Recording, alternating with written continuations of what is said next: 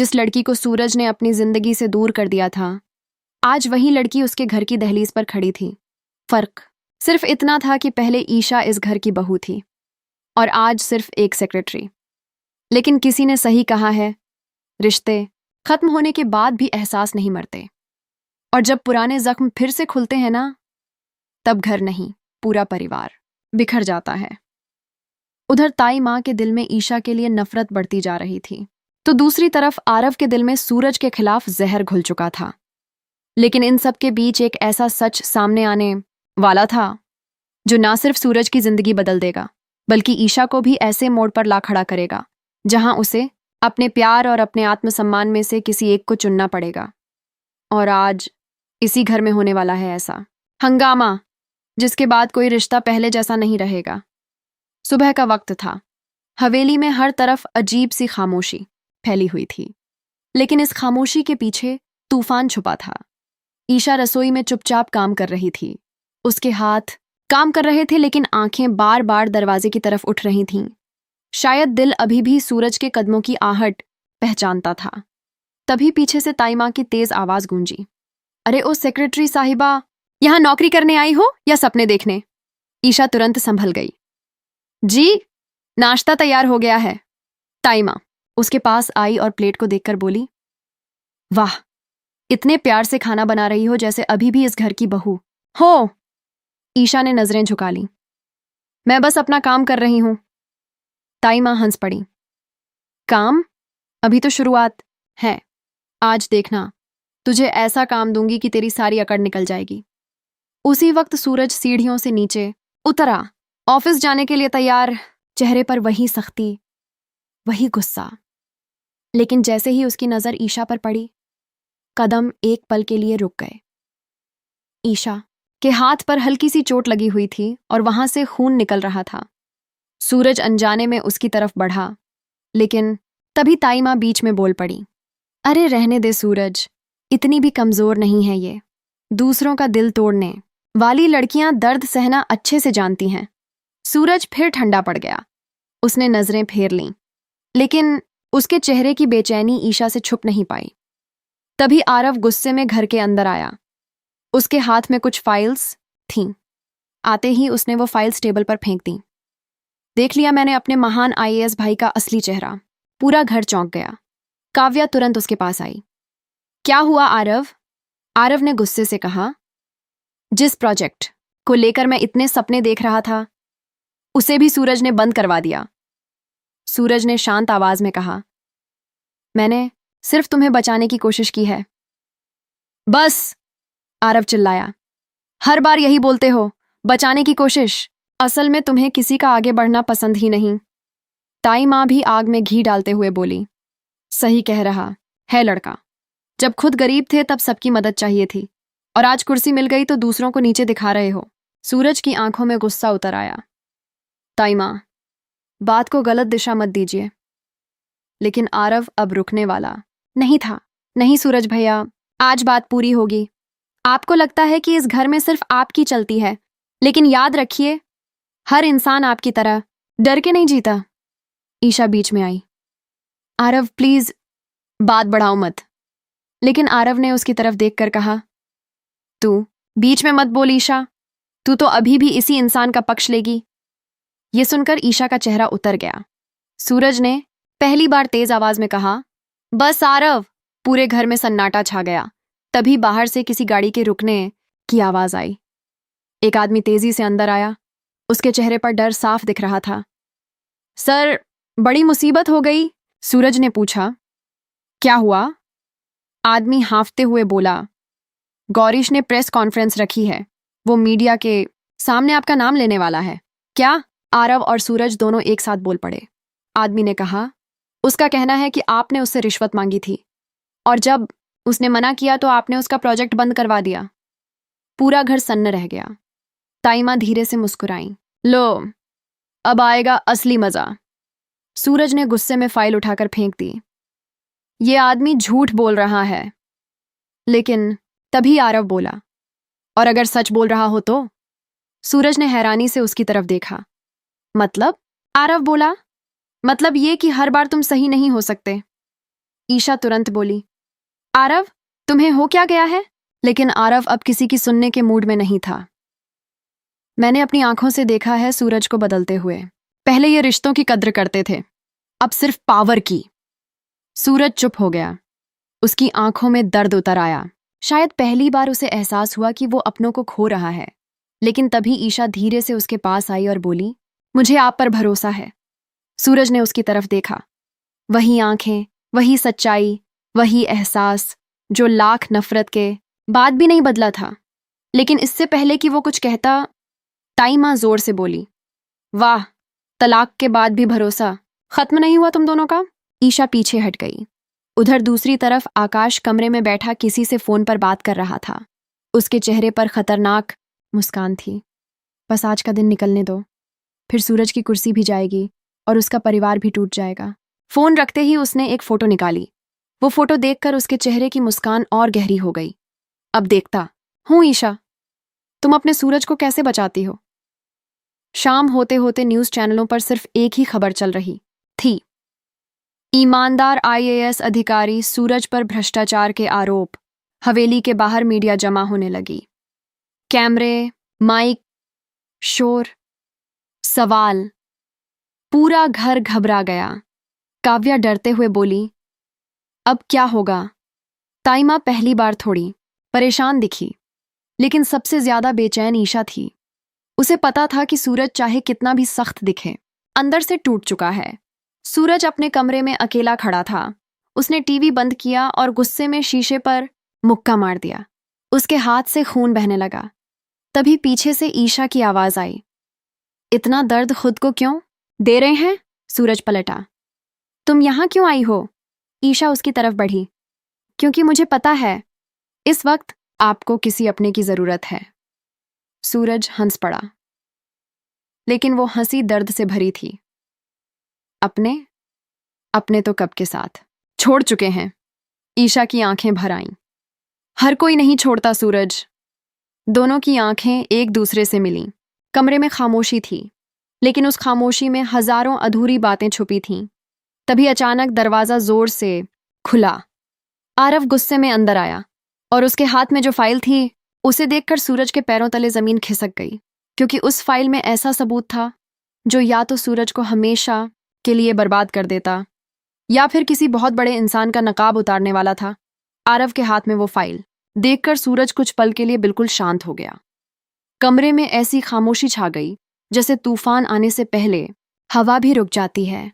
ईशा की नजरें बार बार उस फाइल पर जा रही थीं। आरव धीरे धीरे सूरज के करीब आया और बोला, देखना चाहते हो इसमें क्या है, या फिर पहले से सब पता है तुम्हें? सूरज ने गुस्से को दबाते हुए कहा, सीधे मुद्दे पर आओ आरव। आरव हंस पड़ा। मुद्दा तो तुम हो सूरज भैया। ये पूरी फाइल तुम्हारे काले सच से भरी हुई है। ईशा तुरंत बोली, आरव पागल हो गए हो क्या? सूरज ऐसा कभी नहीं कर सकते। लेकिन आरव अब किसी की सुनने वाला नहीं था।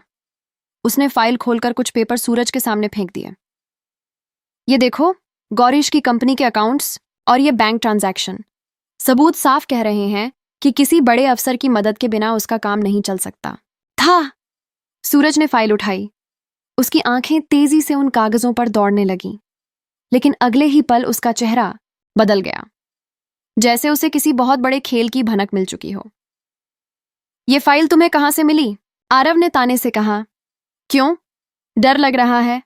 सूरज ने पहली बार तेज आवाज में कहा। मैंने पूछा, ये फाइल कहां से मिली? तभी पीछे से आकाश की आवाज आई, मैंने दी है। सबने पलटकर देखा। दरवाजे पर आकाश खड़ा मुस्कुरा रहा था। उसकी आंखों में वही पुरानी चालाकी चमक रही थी। वैसे मानना पड़ेगा सूरज, तुमने खेल अच्छा खेला, लेकिन अफसोस अब तुम्हारा खेल खत्म होने वाला है। ईशा गुस्से में बोली, तुम यहां क्या कर रहे हो? आकाश धीरे धीरे अंदर आया। अरे मैं तो बस सच दिखाने आया हूं, आखिर परिवार हूं ना। सूरज उसकी तरफ बढ़ा। सीधे सीधे बोलो, क्या चाहते हो? आकाश मुस्कुराया। तुम्हारी बर्बादी? ये सुनकर पूरा कमरा सन्न रह गया। आकाश ने ताली बजाई। वाह, क्या सीन है। एक तरफ ईमानदार आईएएस ऑफिसर, दूसरी तरफ उसका टूटता हुआ परिवार। फिर उसने ईशा की तरफ देखकर कहा, और सबसे मजेदार बात पता है?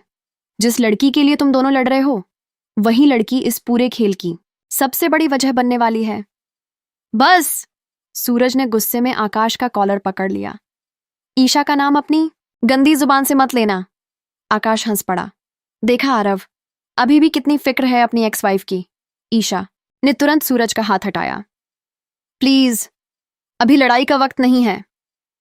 लेकिन आकाश यहीं रुकने वाला नहीं था। उसने मोबाइल निकाला और एक वीडियो चला दिया। वीडियो देखकर ईशा के होश उड़ गए।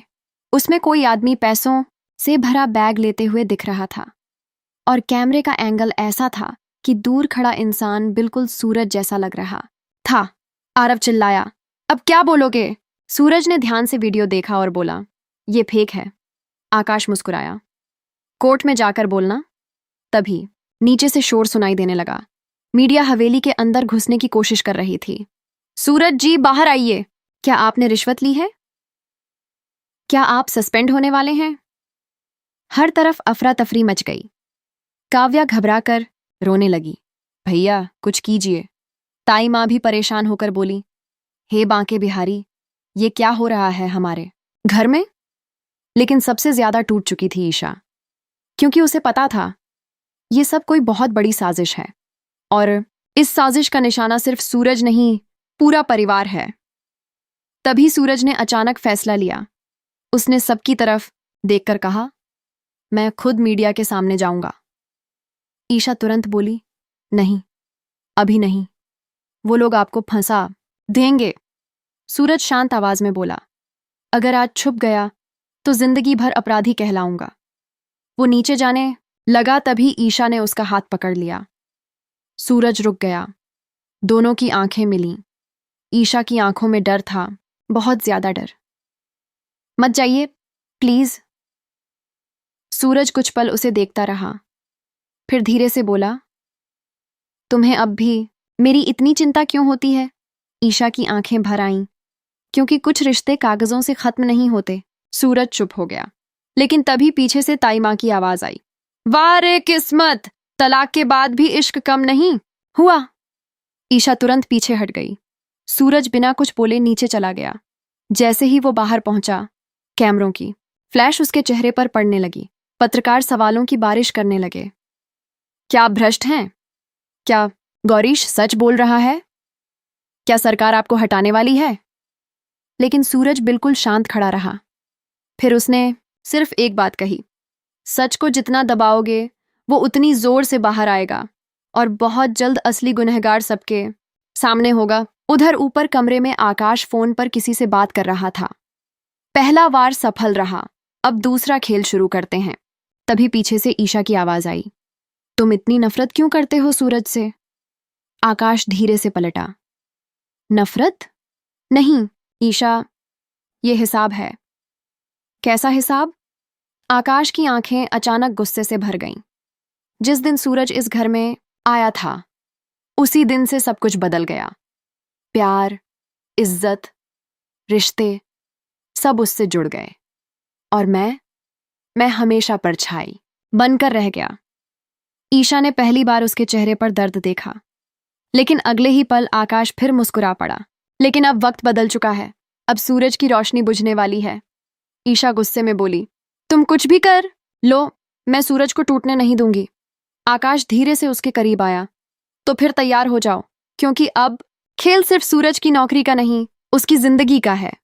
इसी बीच रात को अचानक हवेली की बिजली चली गई। पूरा घर अंधेरे में डूब गया। काव्या डर गई, ये क्या हो गया? तभी बाहर जोरदार बिजली कड़की।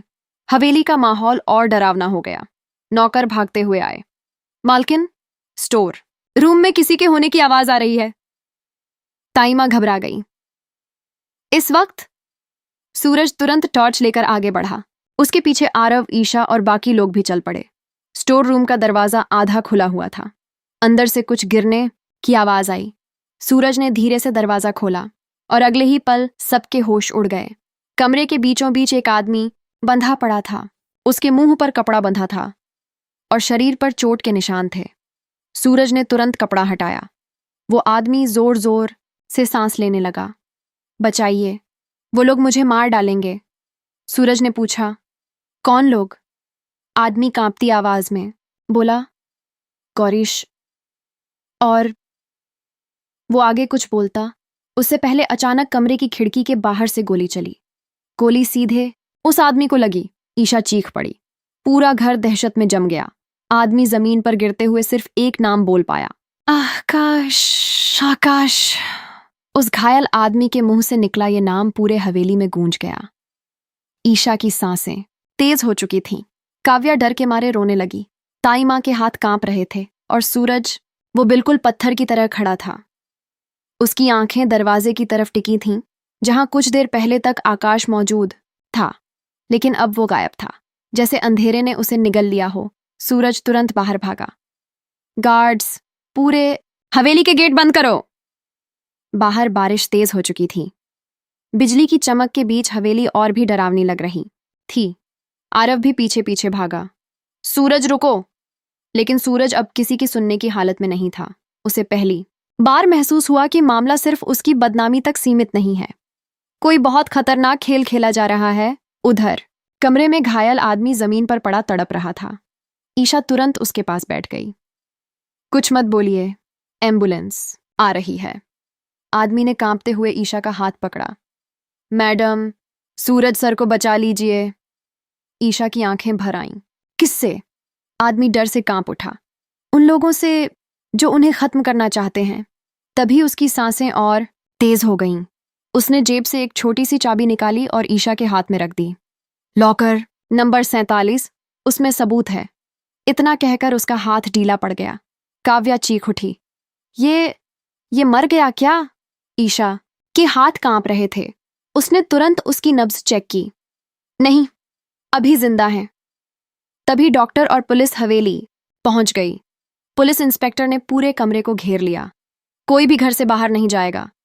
ताई माँ गुस्से में बोली, ये हमारा घर है, कोई जेल नहीं। इंस्पेक्टर ने सख्त आवाज में कहा, मैडम, अभी यहां गोली चली है और जिस आदमी को गोली लगी है उसका सीधा संबंध सूरज सर के केस से हो सकता है। इतना सुनते ही सबकी नजर सूरज पर गई। तभी एक कांस्टेबल भागते हुए अंदर आया।